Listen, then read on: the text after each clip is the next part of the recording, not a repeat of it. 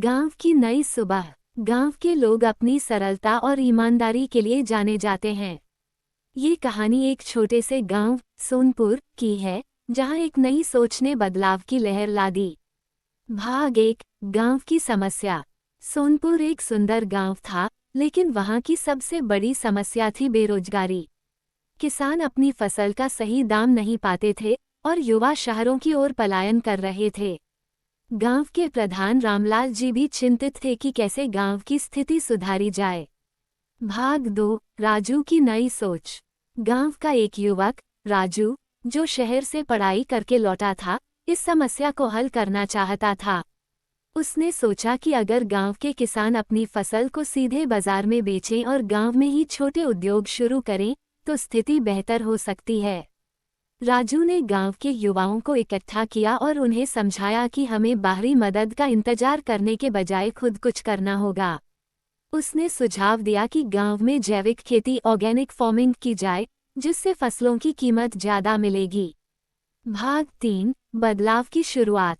राजू और गांव के कुछ युवाओं ने मिलकर एक सहकारी समिति बनाई। उन्होंने गांव के किसानों से बात की और उन्हें जैविक खेती के फायदों के बारे में समझाया। शुरुआत में कुछ किसान हिचकिचाए, लेकिन जब उन्होंने देखा कि जैविक खेती से उनकी फसल महंगे दामों में बिक रही है, तो बाकी किसान भी जुड़ने लगे। इसी के साथ गांव की महिलाओं ने हस्तशिल्प और कढ़ाई का काम शुरू किया। राजू ने इंटरनेट की मदद से उनके उत्पादों को ऑनलाइन बेचना शुरू किया। धीरे धीरे गांव में समृद्धि आने लगी।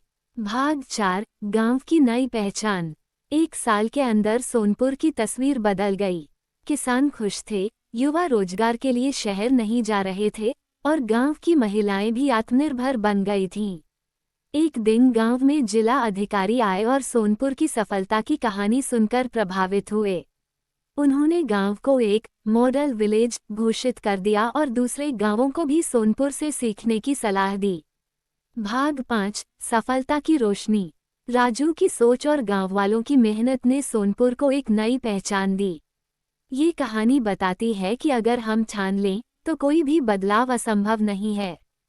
जहां चाह वहां राह। शीर्षक, सच्ची दोस्ती। गांव के किनारे 2 सच्चे दोस्त रहते थे, रवि और मोहन। दोनों बचपन से साथ खेले, पढ़े और बड़े हुए। उनकी दोस्ती इतनी गहरी थी कि गांव के लोग उनकी मिसाल दिया करते थे। एक दिन गांव के पास के जंगल में एक व्यापारी का सामान लूट लिया गया। गांव के मुखिया ने घोषणा की कि जो भी चोर को पकड़कर उसका सामान लौटाएगा, उसे इनाम मिलेगा। रवि और मोहन ने तय किया कि वे चोर को ढूंढकर इनाम जीतेंगे। दोनों जंगल में गए और इधर-उधर तलाश करने लगे। कुछ दूर जाने के बाद उन्हें झाड़ियों के पीछे किसी के चलने की आवाज सुनाई दी। जैसे ही वे पास गए, एक लंबा चौड़ा आदमी भागने लगा। दोनों ने बिना सोचे समझे उसका पीछा किया। मोहन तेज दौड़ता था, उसने पहले उस आदमी को पकड़ लिया।